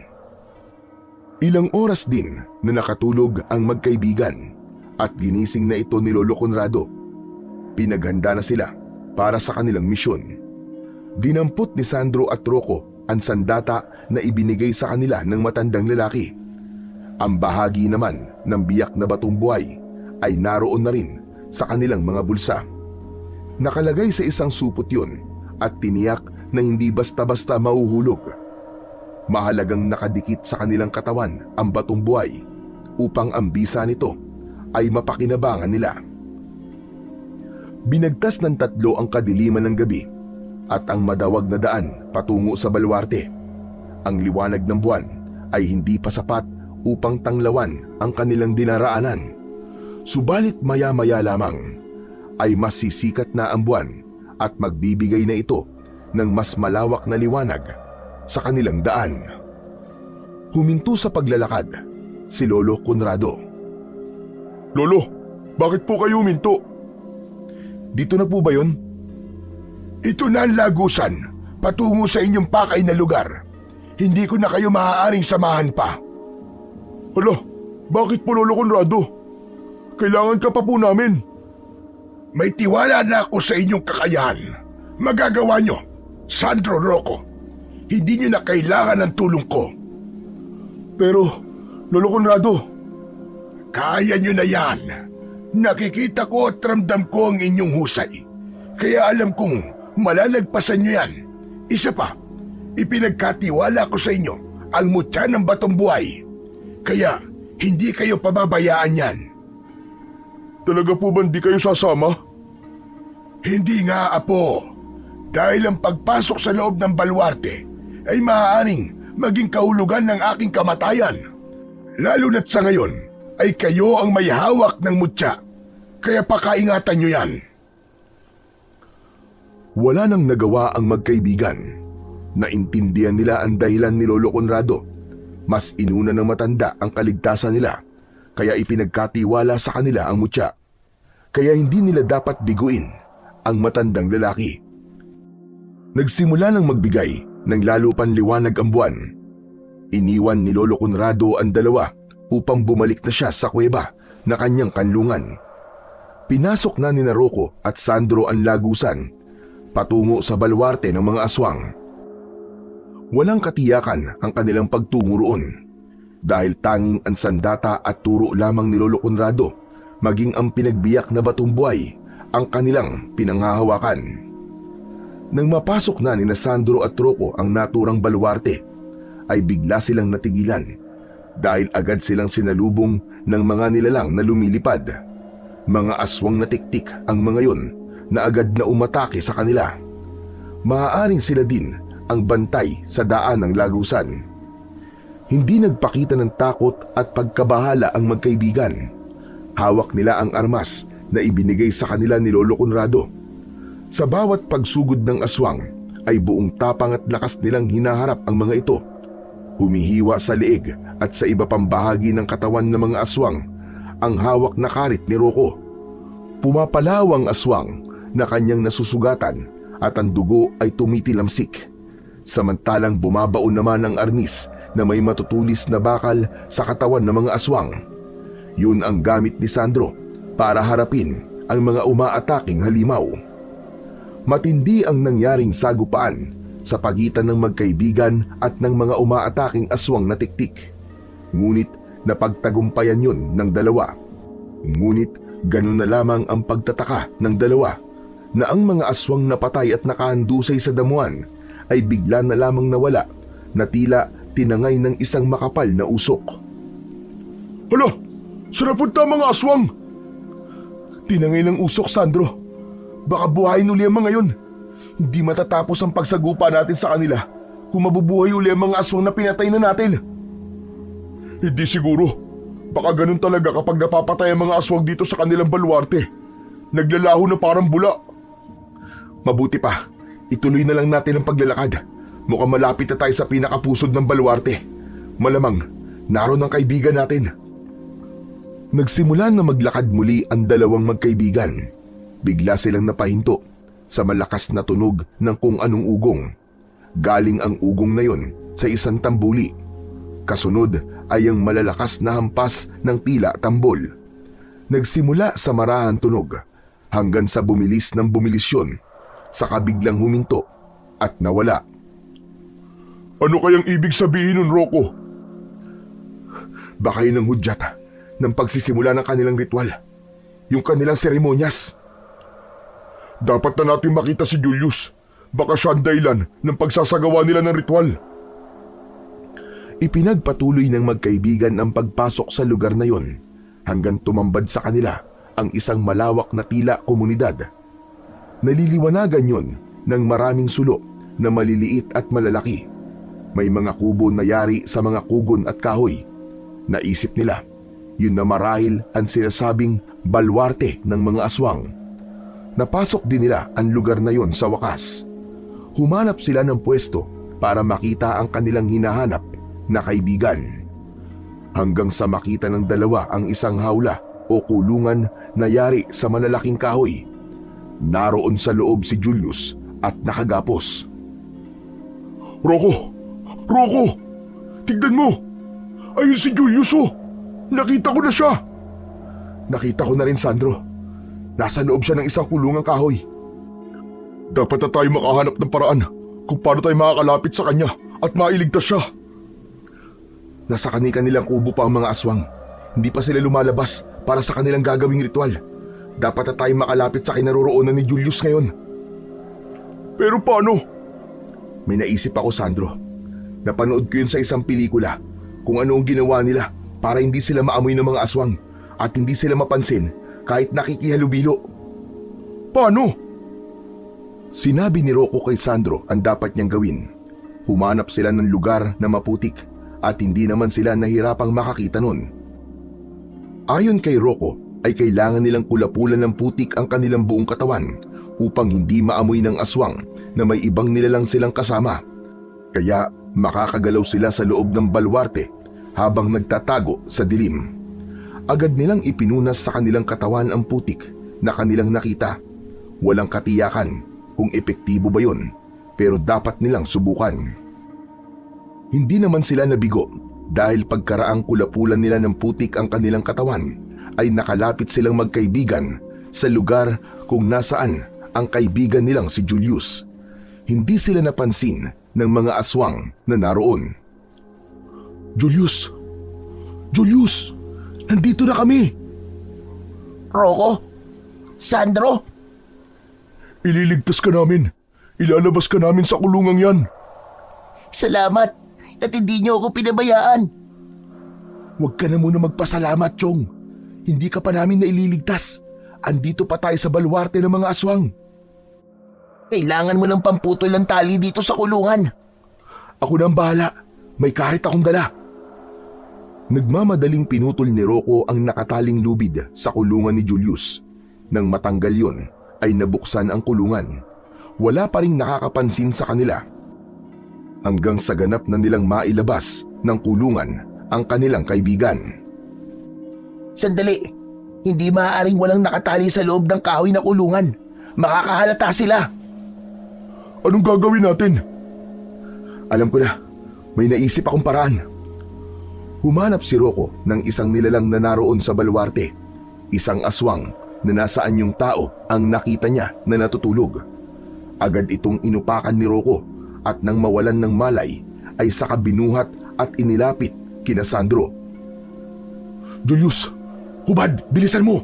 Bilisan mo! Ano? Tol naman! Pati ba ako tataluin mo? Gusto mo ba akong pagtripan? Bading ka na ba? Sira ulo! Ano ba sinasabi mo? Kailangan kang magubad para magpalit kayo ng suot na damit nitong lalaking pinatulog ko. Siya ang ilalagay natin dun sa loob ng kulungan. Sige na, Julius. Tama ang naisip ni Rocco. Sundin mo na lang. Sorry, akala ko kung ano na ang gusto mong gawin sa akin eh. Agad na sumunod si Julius. Hinubad niya ang suot na damit. Hinubaran naman ni Rocco ng damit ang lalaking nakita nila. Pinagpalit nila ang suot na damit ng mga ito. Saka maingat na ibinalik sa loob ng kulungan at iginapos doon ang lalaking aswang. Ayos, hindi na sila makakaalata. Buti na lang at buhay ka pa hanggang ngayon, Julius. Di ba, ngayon nila gagawin ang ritual? Oo, tama ka. Kaya nga nagpapasalamat ako sa pagdating nyo dito eh. Kundi, ngayon na rin ang katapusan ko. Magiging kwento na lang ako. Bakit, Chong? Ano bang gagawin nila sa'yo? Kailangan ko lang naman makipagkuyang-yangan sa kanilang reyna. Dun sa reyna ng mga aswang habang gumagawa sila ng seremonyas. Oh, ayos naman pala eh. Ayaw mo nun? Makakatikim ka ng chicks na aswang? Si Raulo, anong ayos dun? Kung gusto mo, ikaw na lang. Teka. Pero bakit ikaw ang napili nila? Ang narinig ko, dahil sa pagiging mistiso ko, ang kailangan nila ay katulad ko para lahian ng kanilang reyna. Dahil mas magiging malakas ang lahi na maaari ko daw ipunla dahil sa aking kulay. Kaya lang mga tiyong, hindi doon natatapos yun. Dahil pagkatapos ng kanilang plano at pakikipagkuyang-yangan ko sa kanilang reyna, ay papatayin nila ako para ihalo ang aking sariwang dugo sa kanilang espesyal na alak. Dahil ang dugo mula sa gaya ko ay magbibigay sa kanila ng higit panlakas at magpapabata sa kanila. Yun lang. Tapos ka na talaga. Sige na. Tama na ang tsikahan nyo. Kailangan na nating umalis dito. Kumilos na ang tatlo para makalabas na sila sa lugar na yun. Kaya nga lamang, bago pa sila makaalis ng lugar, ay muling tumunog ang tambuli. Kasunod nun ay naglabasa na sa kani-kanilang kubo ang mga aswang na doon ay nagpapahinga. Nasaan yung tao pa ang mga ito, subalit mababakas sa mukha nila ang kakaibang itsura at pagkakaroon ng madidilim na kulay ng mga mata. Naku po, naloko na. Magsisimula na sila. Paano pa tayo makakaalis dito? Ang dami na nila. Tsak mapapansin na nila tayo. Halika, dito tayo sa gawing kanan. Walang kanong dumadaan dito. Dito tayo lalabas. Nagmamadaling sumunod sina Rocco at Julius sa lugar na sinabi ni Sandro. Kaya lamang, nang marating nila ang dulo, ay may bakod na nakaharang. Malalaki at matataas na kahoy yun. Patay na! Wala tayong malulusutan dito! Hindi tayo makakalabas. Maraming mga aswang na aattend sa kanilang ritual. Kung ganon, dito na muna tayo. Ang mahalaga ay hindi nila tayo makita. Maganda ang lugar na kinaroroonan ng tatlong kabataan dahil kitang-kita nila ang tila entablado kung saan gagawin ang ritual. Tanaw din nila ang kulungang kahoy kung saan naroon sa loob ang walang malay na nilalang na ipinalit nila kay Julius. Minsan pa ay tumunog ang tambol. Biglang nagsigawan ang mga aswang na naroon. Lumuhod sila at yumuko. Mula sa isang madilim na lugar ay lumabas ang isang nilalang na kinikilala nilang reyna ng mga aswang sa baluarte na yon. Dahil nga tinaguri ang reyna, ang unang papasok sa isipan nila ay isang magandang nilalang kapag ito ay nasa anyong tao. Subalit isang babaeng napakataba ang reyna na pinuno sa loob ng baluarte. Isang ibong buitre naman ang nakadapo sa balikat nito na posibleng alaga ng reyna.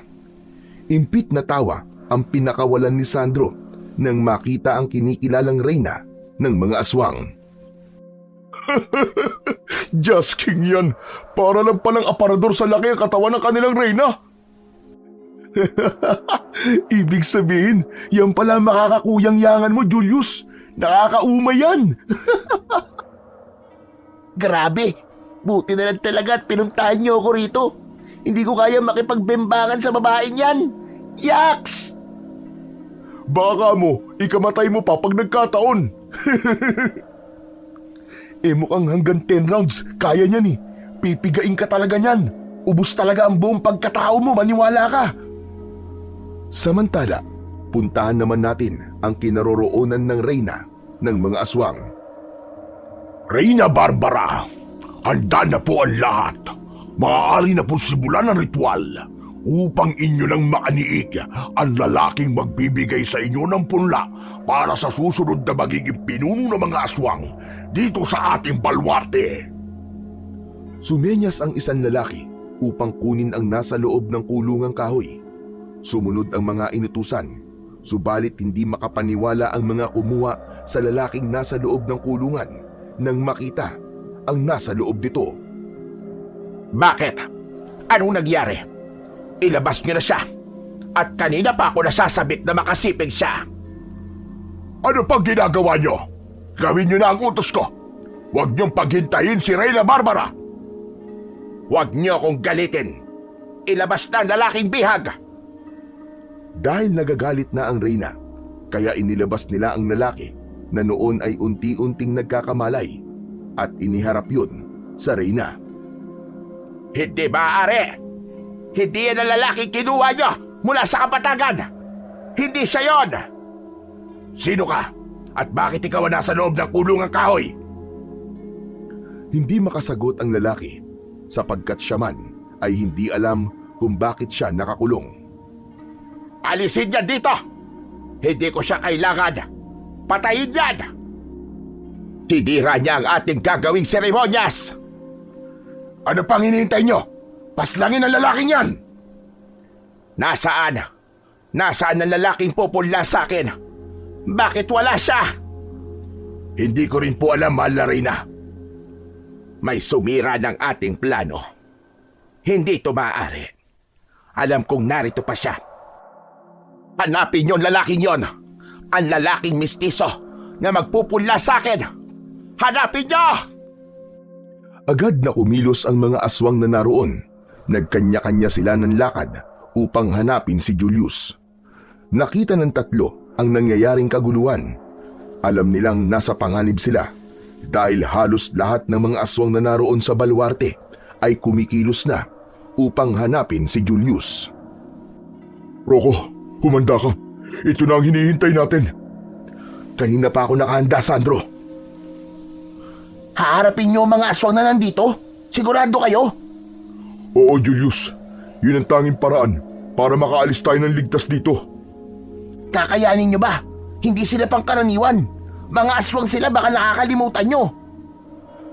Magtiwala ka sa amin, Julius. Hindi kami pupunta dito na hindi kami nakahanda. Nakikita mo tong hawak namin sandata. Ito ang gagamitin namin para lipulin ng mga kampo ng kadiliman. Hindi ka namin maaaring isali sa gagawin namin, Julius. Kaya mas mainam kung magtatago ka lamang muna dito. Katulad namin ay baluti mo rin ng putik ang buong katawan mo para hindi ka mapansin ng mga aswang at hindi ka rin nila maamoy. Sige, gagawin ko yun. Pero mag-ingat kayong dalawa, mga tiyong, ha? Iniwan na ni Sandro at Rocco si Julius. Agad namang humanap ang binata ng putik upang sundin ang iniutos ni Sandro. Dahil ganap nang lumantad ang magkaibigan, kaya agad silang nakita ng mga aswang na humahanap kay Julius. Nasaan yung halimaw na mga ito? Halos sabay-sabay nilang sinugod ang dalawang kabataan. Nagtalikuran sila sa pagharap sa mga nilalang ng dilim na umaatake sa kanila. Buong husay na sinugod ni Sandro ang aswang gamit ang kanyang kakaibang uri ng arnis. Halos pumutok ang ulo ng aswang na tinatamaan ito. Kapag nahilo na yon, ay agad tinutusok yun sa katawan. Kaya walang kawala ang bawat halimaw na umaatake kay Sandro. Lahat ng natutunan niya na turo ni Lolo Conrado ay ginamit niya para harapin ang mga nakakatakot na nilalang. Ganon din si Rocco. Ang bawat aswang na sumagupa sa kanya ay agad niyang ginamitan ng karit. Humihiwalay sa katawan ng ulo ng aswang na makakalawit ni Rocco. May ibang napuputol ang ibang bahagi ng katawan. Walang nakakaligtas sa galit ni Rocco na mga kampon ng dilim. Gaya ni Sandro, inalala niya ang lahat ng turo ni Lolo Conrado na nagtiyagang nagturo sa kanila. Matagal ang kanilang naging pakikipaglaban sa mga aswang na nasa loob ng baluarte. Tila ba walang katapusan ang pagdating ng mga aswang. Pagkatapos nilang mapatay ang unang grupo, ay may sumunod pa sa mga ito. Wari bang walang katapusan, subalit hindi nakakaramdam ng pagod ang magkaibigan. Yun naman ang bisa ng mutya ng batong buhay sa kanilang katawan. Nagiging buhay na buhay ang kanilang dugo at lakas. Walang pagkapagod at hindi nakakaramdam ng panghihina. Kaya mo pa ba, Rocco? Oo, Sandro, kayang-kaya pa. Tikin lang sa akin to. Maigi na lamang at ipinagkatiwala rin sa atin ni Lolo Conrado ang kanyang mutya. Tama ka, Sandro. Iba ang pakiramdam ko habang nakikipaglaban at nadadaig natin ang mga aswang, lalo akong lumalakas. Tama ka, yun din ang aking nararamdaman. Habang nag-uusap ang magkaibigan, ay nagagawa pa rin nilang makipaglaban sa mga aswang na umaatake sa kanila. Minamani-mani lamang ng dalawa ang pagharap sa mga aswang na tila walang katapusan ang pagdating. Hindi naman makapaniwala si Julius sa kanyang napapanood na pakikipaglaban ng kanyang mga kaibigan. Bilib na bilib siya sa bilis at husay ng mga ito dahil hindi siya dadayain ng kanyang nakikita. Kakaiba ang ipinakitang galing ng mga ito. Astig! Imba! Ang galing ng mga kaibigan ko, ah! Hindi ko akalain na ganyan sila kahuhusay. Mapapasana all ka na lang talaga. Kailangan maturuan din nila ako pagkatapos ng labang to. Hindi ako papayag na silang dalawa lang ang mahusay sa pakikipaglaban. Dapat ako rin. Inggit ang nararamdaman ni Julius. Gusto niyang sumali sa ginagawa ng mga kaibigan, pero alam niyang hindi niya kaya ang ginagawa ng mga ito. Kaya namalagi na lamang siyang nakakubli. Para din yun sa kanyang kaligtasan. Ang liwanag ng buwan ay unti-unting dumilim. Kasabay nun ay ang katahimikan sa paligid. Ang aswang na kanina lang ay tila hindi na maubos-ubos ay biglang nawala. Napaisip tuloy ang magkaibigan kung nalipol na nga ba nila ang lahat ng mga aswang na kanina'y umaatake sa kanila. Bakit bigla silang nawala, Rocco? Hindi ko rin alam, Sandro. Pero ang malaga, wala na ang mga aswang. Ang kanilang reyna. Ayun, walang kasama. Dapat tapusin na rin natin siya. Puntahan natin. Dapat na rin siya mawala. para tuluyan na mabura ang baluarte niya. Sinugod ng dalawang kabataan si Reyna Barbara. Pinaikutan nila ang matabang Reyna habang nakaposisyon sila. Hawak ang kani-kanilang sandata. Ang lakas ng loob nyo. Kayo pa lang ng gulo dito sa aming baluarte. Oo, dahil kailangan malipol ang gaya niyong masasama. Hindi na dapat pa binubuhay ang mga kampo ng kadiliman na kagaya niyo. Kung iniisip nyong dalawa, nakakayanin nyo ko. Nagkakamali kayo. Hindi ang gaya nyo ang papatay sa akin. Biglang nagbago ang anyo ni Reyna Barbara. Ang malaking katawan nito ay nagkaroon ng maraming paa na gaya ng isang gagamba, habang ang ulo ay namalagi sa dating anyo. Anak ng halimaw! Naging babaeng gagamba ang Reyna ng mga aswang!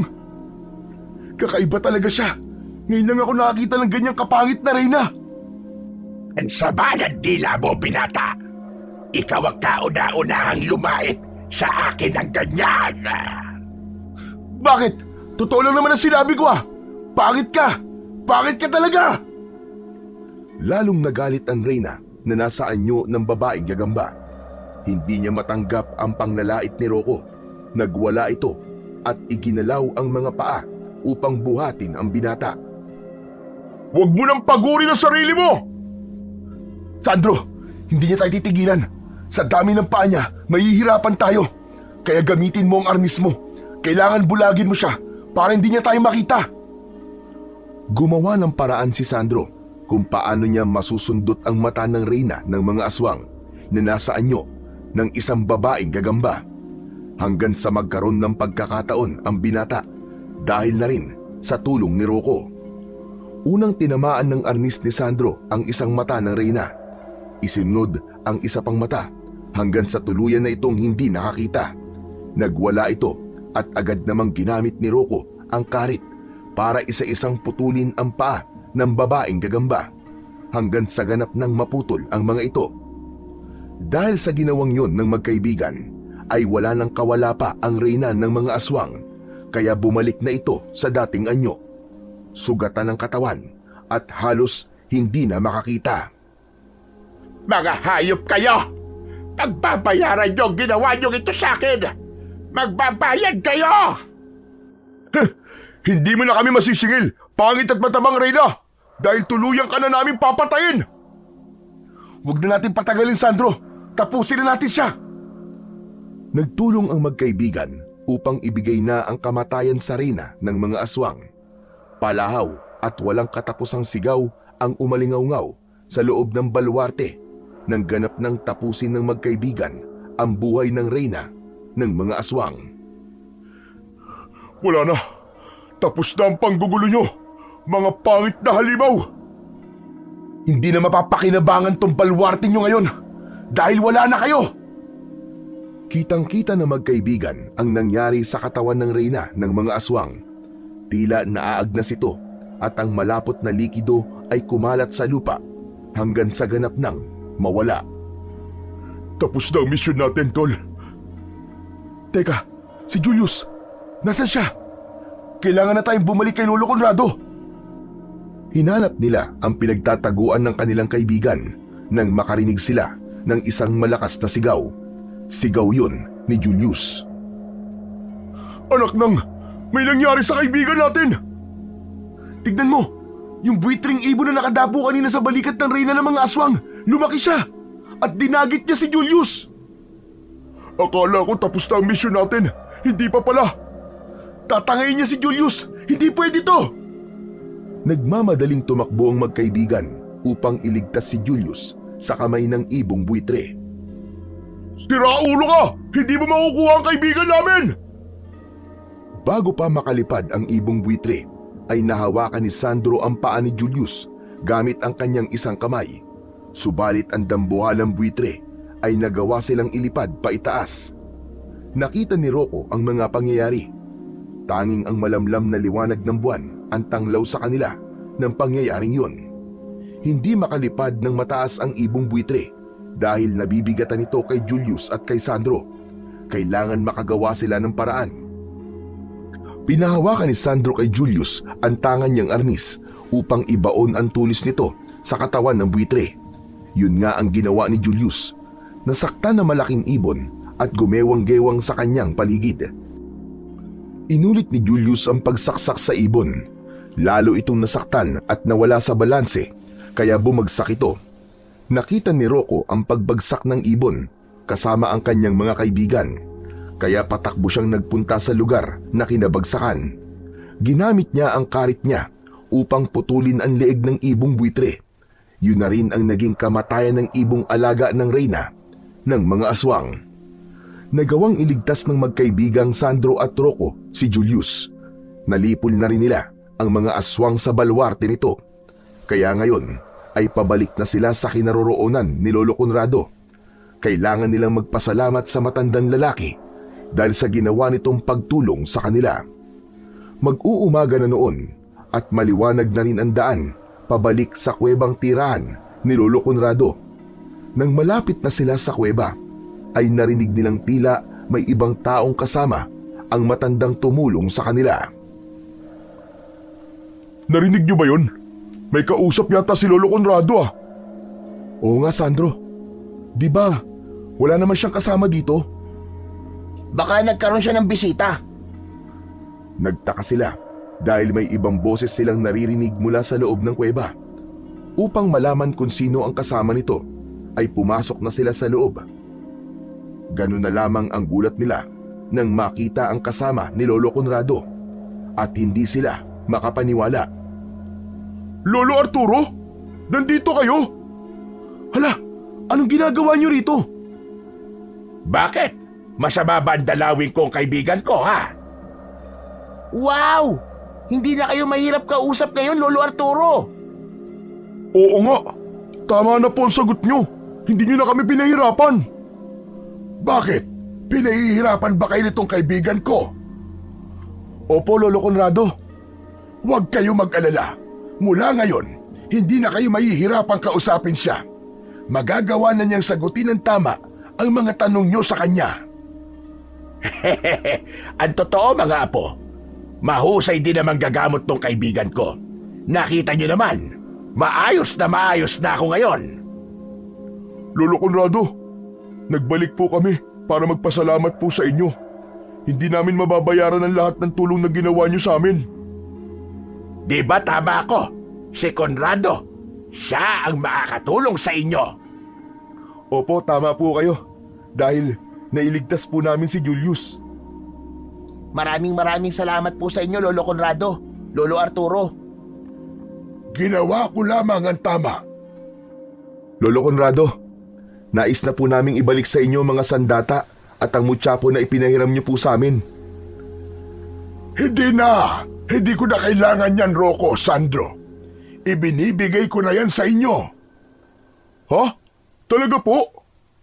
Oo, regalo ko yan sa mga kabataang mababait at matatapang na kagaya nyo. Eh paano po yung batong buhay? Yung mutya?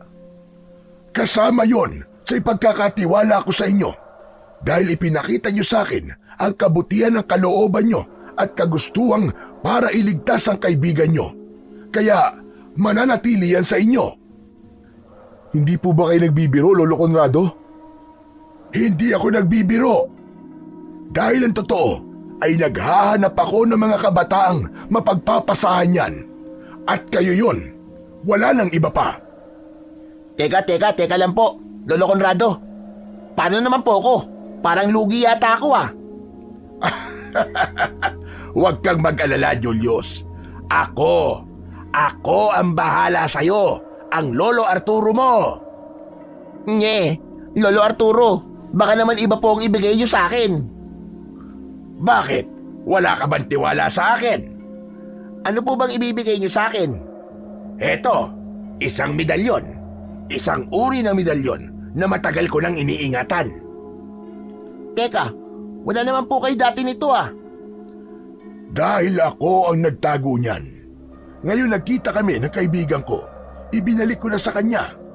Gaya ko ay naghahanap din siya na mapagpapasahan.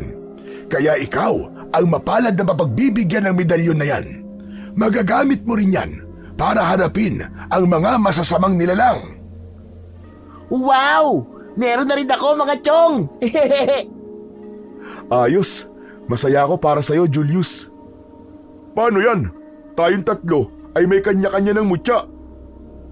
Dahil kayo ang napili, kaya pakiusap namin sa inyo, wag na wag niyong gagamitin ang mga mutyang taglay niyo para manlamang ng kapwa o gamitin sa masama. Kundi gamitin niyo lamang yan sa kabutihan at tumulong sa mga nangangailangan, lalo na sa mga ginugulo ng kampon ng kadiliman. Opo, makakaasa po kayo. Gagamitin po namin to sa kabutihan. Pagkatapos magpasalamat ng tatlo, ay nagpaalam na rin sila sa dalawang matanda. Iniwan nila si Lolo Arturo kasama si Lolo Conrado. Lumabas na sila ng kuweba upang umuwi na dahil alam nilang nag-aalala na ang kanilang pamilya. Nakakalayo na sila ng ilang metro nang huminto ang tatlo upang sa huling pagkakataon ay sulyapan ang kuweba na kanilang iniwan kung saan naroon ang dalawang matanda. Subalit ganun na lamang ang pagtataka nila dahil wala na ang kuweba na kanilang iniwan, kundi ang nakita lamang nila roon ay ang makapal na halaman. Nagkatinginan ang tatlo, pare-parehong nasa mukha nila ang pagtataka. Subalit ang mga bagay na ibinigay sa kanila ay hawak pa rin nila. Hindi nila kayang ipaliwanag ang pangyayaring yun. Subalit isa lamang ang kanilang natitiyak. Sila ang pinili. Sila ang hinirang at pinagkatiwalaan para mag-ingat ng mutya. Gagamitin nila upang tumulong sa mga taong nangangailangan at ginugulo ng kampon ng kadiliman. Sila ang magtutropang magiging tagapagtanggol sa baryo Mulawin. Bawat isa sa atin ay may nakatakdang kapalaran. Sikapin lang na maging mabuting tao at maging biyaya sa iba. Maging kasangkapan para sa kaligtasan ng iyong kapwa.